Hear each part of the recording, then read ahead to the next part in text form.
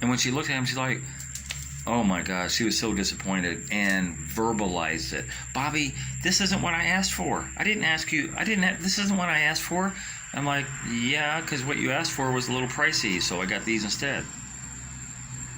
But it's not what I asked for. Come on, Bobby. Like, you didn't see the Amazon link? You've got some waist trainers. It may not be the one you wanted, but you got some waist trainers. 2 of them, to be exact. Oh, well, I guess I'll have to work with it. Like, you think? That kind of pissed me off. Because the ungratefulness, right? If somebody gets me something out of their own money, right? Say it's a Father's Day tie. And Father's Day ties, a lot of times fathers don't want those ties. So you re-gift it. But you say, thank you. Thank you, I appreciate that. It's not what I wanted. You don't say it's not what I wanted. You just say, thank you, I appreciate that. Or you could say, well, it's not exactly what I wanted, but I'll deal with it. I'll work with it. You know, you make the person feel good about having given you something. And she did not do that. She did not do that at all. That girl, as I said before, with regard to the haberdashery, it was almost like we were a couple. You know, especially the last couple of years, like we were a couple. Like these expectations that she had of me to just do for her. And it's kind of weird too, because, you know, there was never, the reciprocation wasn't there. You know, as I said in my other video, there was never a point where she's, let me come do something for you out of the goodness of my heart because you've done so much for me out of the goodness of yours. There was never anything like that. And it's very clear to me now as I go through these texts because, oh my God, I told you before, we go through so many. I wish I could, I'm gonna do this one thing a little quickly, see if I can make this work. I don't know if I can make this work or not. These are our text threads. You're not going to be able to see them. These are our text threads.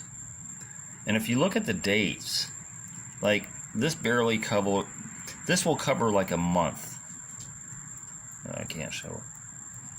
There's like a month, and then the next month, and then the next month. It just goes on and on and on, like a roulette wheel at a casino. It just goes on and on and on. It takes so many just to cover a month.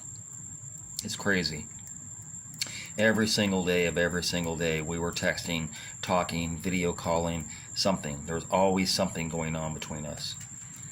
You know, so that's one of the reasons why it just sucks that all of this just went away. There was a point in 21 where she was focused on getting some land. I had sold a property of mine. Did I mention this in the other video? I don't think I did. I don't think I mentioned this in the other videos. So about 9 years ago, no, not quite that, sorry, my bad, 7 years ago, I had a little parcel of land. I had like a little 1/4 acre lot out in Galena, capture land.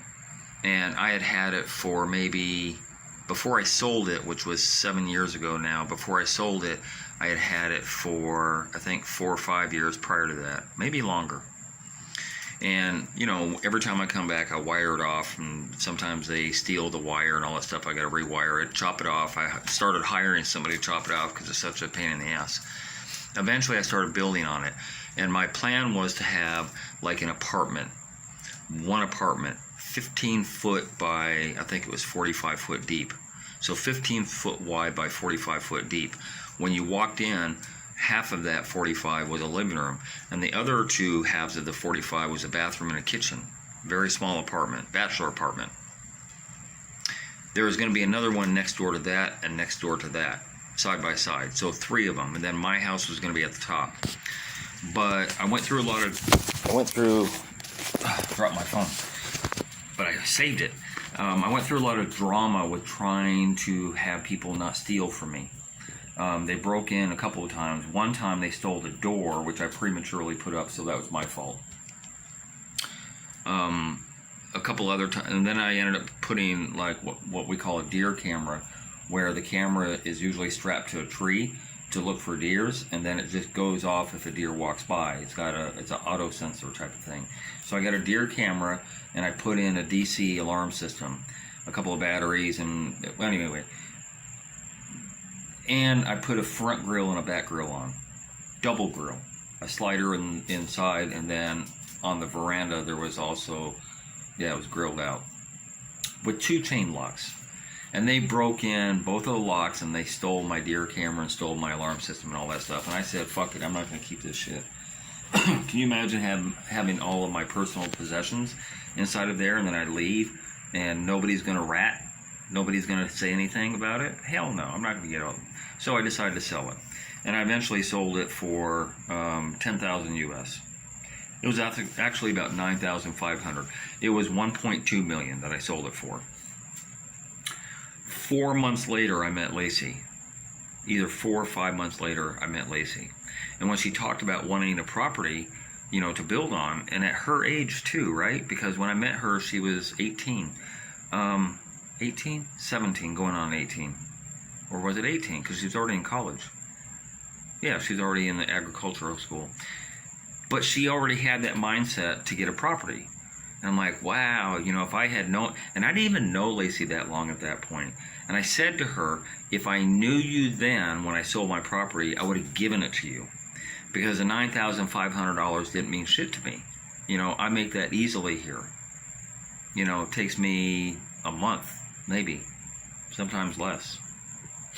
And I said I would have given it, I would have given it to her. Just outright.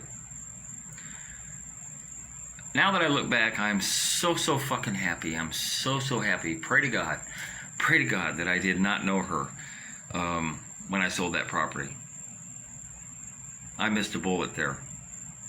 Because fast forward 5.5 years, I would always have to pass by Galena and be angry at the fact that I gave this very selfish, self-indulgent narcissist something very valuable to me that I can't ever get back.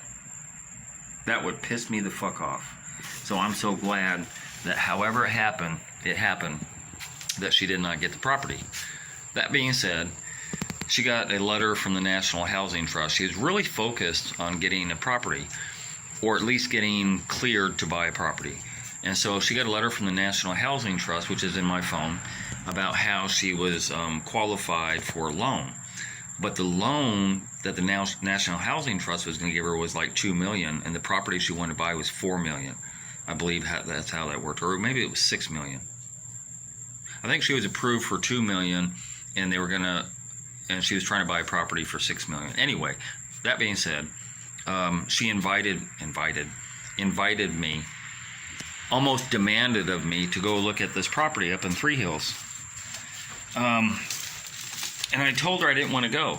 I said, I have no desire to go up in the bush walking around looking at a bunch of property. No desire. Oh, Bobby, please, da-da-da, and, I need a ride up there, and, Kay is not involved in this. Kay don't even know about it. Kay is her boyfriend, can I? And she just pleaded with me, and finally I'm like, okay, all right, like, how long is this going to take? And she's like, oh, I'm not sure. We're meeting with the banker, and we're meeting with the real estate agent who's selling the property. And it's a large, I think it was either 5 or 8, was it 8 acres? Either 5 or 8 acres, I'm not sure. But they were parceling off in little half-acre lots, I think it was. And we drove up there, and there was about 8 or 9 of us walking around. It was a real estate agent that was selling the property, that represented the people that were selling the property. And it was some other people, various people that were interested in purchasing that property. And her sister, which is the first time I met Sudine. And we're walking around, and we're scoping out, and they're asking questions. Is this part of the property? Is this part of it? Oh, yeah, this is nice. And Lacey was like, oh, right up here on the hill, like in the hill, because that would be perfect, where I can just like plant things and the water would just run down the hill and all this stuff. And she was actually scoping out little lots for herself, or a lot for herself. in hopes that I would come up with the other 4 million. Whatever the math was, I don't remember, another 3 million. In other words, she couldn't afford to buy the property, nor at that point should she have even tried. But she was really, really trying hard to throw the hints at me left and right about how she never quite said it. It didn't come out of her mouth. Bobby, can you take up the difference? Would you mind taking up the difference and purchasing this property for me? She never quite said it like that, but she threw enough hints at me that day that it was very evident that that's the whole reason why me going up there. That's the whole reason. There's no other reason for my presence up there that day. Anyway, that was another bullet I missed, because I ain't stupid enough to go for that. So 2 bullets that I missed. That was in 21. What else happened in 21? Eventful. I went through my text thread. There was a lot of stuff going on in 21, insofar as between her and Kanai, there was a lot of drama that was going on between them, which there usually was anyway. And what I'm seeing between us was kind of sketchy. It was a little bit sketchy because there was a lot of communication, but again, 21 was right in the heart of COVID. So at that time, I don't think we were meeting up a lot.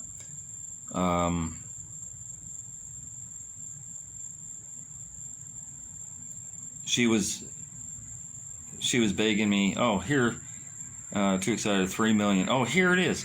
Keeping my fingers crossed. Hope you get it. Me too. I'm excited. It costs 3 million, so I plan to go through the NHT, National Housing Trust, to get the loan, so I have to find the rest. Plus house plan, etc. Just being positive. I'll find a way to make it work. Then she sent me another link, I don't know if you can see it, to a Cardiff Hall, Runaway Bay.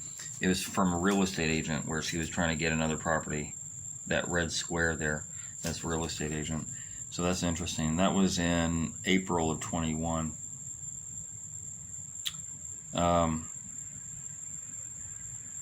And yeah, it's, the funny thing is that when she was begging stuff from me,